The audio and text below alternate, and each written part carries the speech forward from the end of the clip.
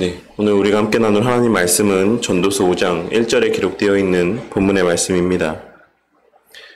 우리가 지난 시간까지 함께 나눈 말씀의 내용은 전도서에 기록된 솔로몬의 4가지 교훈의 말씀 가운데 두 번째 교훈의 메시지 중 비탄부에 해당되는 부분이라고 할 수가 있습니다. 솔로몬은 계속하여 이어지는 4가지의 교훈의 말씀 가운데 앞부분에서는 우리 삶에서의 절망적인 상황을 비탄부의 말씀 가운데 기록을 하고 뒷부분에서는 그 절망적인 상황들을 해결할 수 있는 해결책을 제시하고 있는데 지난 시간까지 우리가 함께 나눈 말씀의 내용이 바로 두 번째 교훈의 앞부분에 해당되는 비탄부에 해당되는 부분이었고 오늘부터 우리가 함께 나누는 말씀이 두 번째 메시지의 교훈의 내용에 해당되는 말씀의 내용이라고 할 수가 있습니다. 솔로몬은 오늘 우리가 함께 나누는 말씀을 통하여 우리 삶에서의 그 절망적인 상황들을 어떻게 해소할 수 있는 것인지 그에 대한 해답을 제시하고 있는 것입니다. 그리고 솔로몬은 그에 대하여 언급하며 우리 모두가 너무나도 잘 알고 있는 가장 분명하고도 확실한 해법을 제시하고 있는데 그것은 바로 하나님을 경외하라는 것이었습니다. 그렇기에 교훈의 가장 첫 문단이라고 할 수가 있는 5장 1절에서 7절까지의 말씀을 너는 하나님의 집에 들어갈 때에 내 발을 삼갈지어다 라고 시작을 하며 또한 끝맺음할 때에는 오직 너는 하나님을 경외할지니라 라고 끝맺음하고 있는 것입니다. 오늘 본문 말씀에서의 하나님의 집이라고 하는 표현은 솔로몬이 지은 성전을 의미하는 표현입니다. 그리고 오늘 본문 말씀에서의 성전이라고 하는 장소는 그 장소 자체보다 그곳이 하나님을 만나는 장소이자 하나님께 예배를 드리기 위한 처소였다라고 하는 점에 더 초점이 맞추어져 있다라고 할 수 있습니다. 솔로몬은 하나님의 집에 들어갈 때라고 하는 표현을 통해 그것이 하나님 앞으로 나아감을 의미하는 것이다라고 하는 사실을 강조하며 그와 같이 하나님 앞에 나아감에 있어 주의해야 될 것을 증거하고 있는 것입니다. 그리고 그것은 바로 내 발을 삼갈지어다 라고 하는 것이었습니다. 본문에서 내 발을 삼갈지어다 라고 증거하고 있는 표현의 의미는 그 행동을 조심하여 살피고 신중히 하라는 것입니다.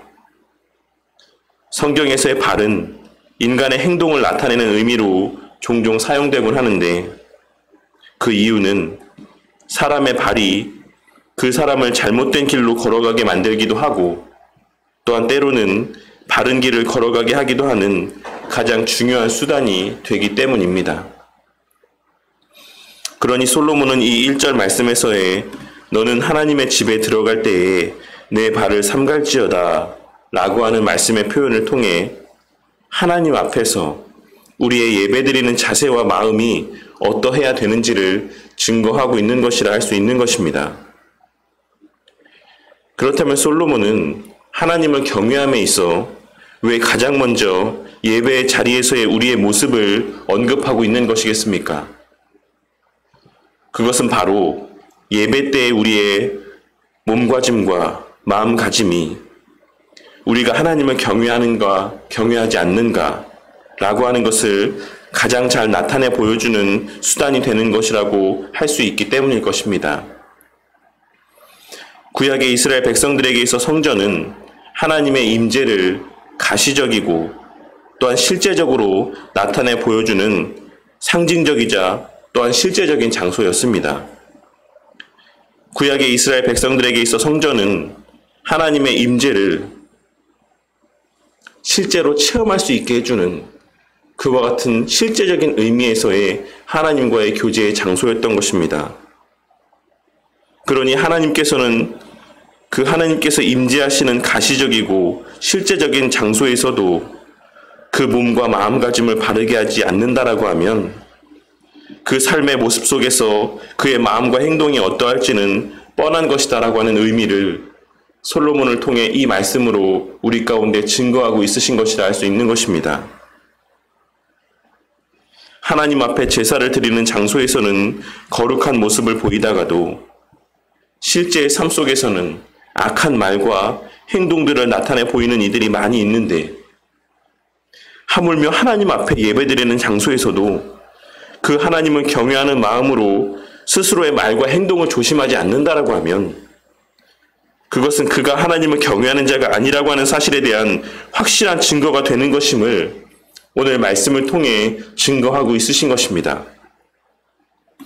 그리고 그러한 맥락에서 솔로몬은 하나님을 경외함에 있어 가장 우선적으로 하나님의 집에 들어갈 때에 내 발을 삼갈지어다라고 증거하고 있는 것입니다. 그리고 하나님을 경외함에 있어 두 번째로 언급하고 있는 것은 가까이 하여 말씀을 들으라는 것이었습니다. 그가 하나님을 가까이 하여 말씀을 귀 기울여 듣는가, 듣지 않는가 라고 하는 것이 그가 하나님을 경외하는가, 경외하지 않는가 라고 하는 것을 나타내 보여주는 또 하나의 중요한 기준이 된다라는 사실을 증거하고 있는 것입니다.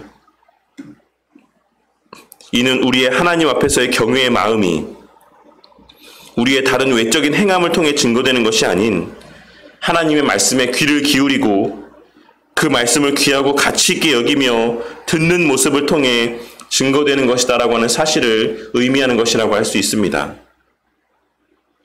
당시 이스라엘 백성들이 성전을 출입하는 것은 물론 형식적인 예배를, 제사를 드리기 위함이었지만 그보다 더욱 마음 가운데 새기고 주의를 기울여야지만 되는 것이 바로 하나님께 가까이 하여 그 하나님께서 들려주시는 말씀에 귀를 기울이는 것임을 오늘 말씀을 통해 솔로몬은 증거하고 있는 것입니다. 그러면서 그와 같이 말씀에 귀를 기울이는 것이 중요한 이유에 대해서 설명하기를, 우리가 말씀에 귀를 기울이지 않을 때 우리는 인간 본연의 우매함으로 인하여서 악을 행하면서도 그것이 악인지를 깨닫지 못하고 그저 제사를 드리는 행위만으로 자신이 바르게 살고 있다라고 착각하게 될 것이기 때문이라고 증거하고 있는 것입니다. 이 또한 얼마 전 우리가 함께 나눈 바와 같이 우리의 행하는 외적인 모습이 우리 신앙의 참됨을 증거하는 것이 아닌 우리 마음의 중심이 우리의 신앙을 증거하는 것이다라고 하는 말씀의 내용과 맥을 같이 하는 것이라 할 수 있는 것입니다. 오늘 말씀을 통해 솔로몬이 증거하고자 하는 바는 하나님을 경외함이 어디에서부터 시작되는 것인가를 밝히고 있는 것이라 할 수 있습니다. 우리는 오늘 말씀을 통해, 이 기록된 성경 말씀을 통해 우리에게 요구하시는 하나님을 향한 경외가 어디서부터, 무엇으로부터 시작되는 것인지를 발견할 수 있어야지만 될 것입니다. 우리는 오늘 말씀을 통해 첫째로 예배의 자리에서의 우리의 모습이 우리의 신앙의 기본이고 출발점이라고 하는 사실을 깨달을 수 있어야지만 되는 것입니다.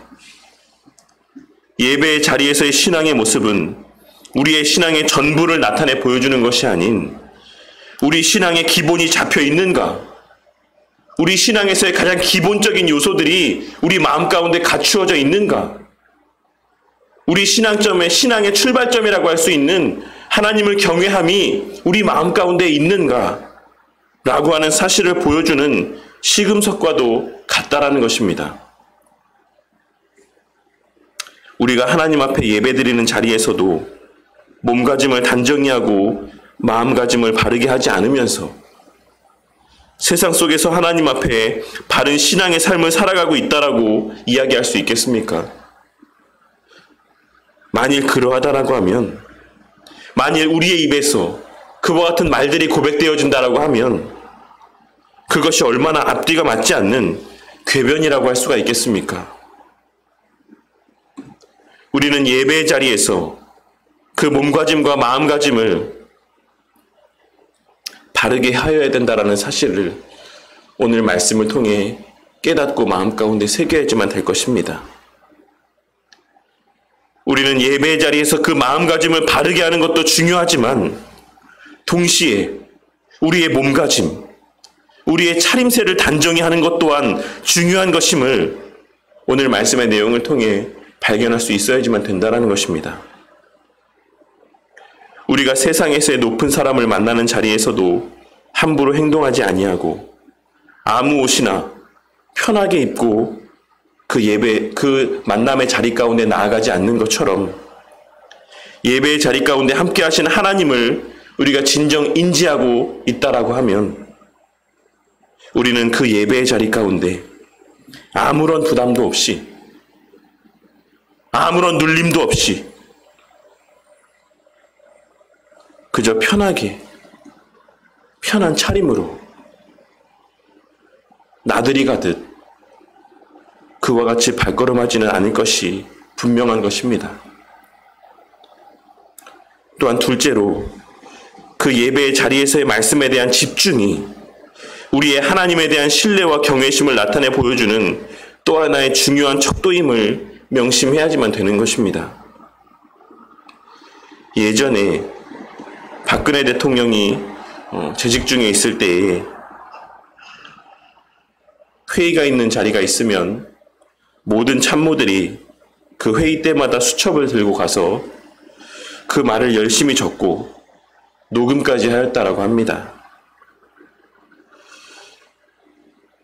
그리고 그 외에도 과거 왕들을 섬기는 신하들도 왕의 말을 하나도 놓치지 않기 위해 귀를 기울이고 숨죽여 집중하여 들었던 것은 우리가 너무나도 잘 알고 있는 사실일 것이다라고 생각을 합니다. 왜냐하면 그 말하는 바를 잘 듣고 그대로 행하는 것이 그들의 마땅한 도리였고 그것이 그 위에 세우신 그 권위를 인정하는 하나의 증거가 되는 것이기 때문입니다.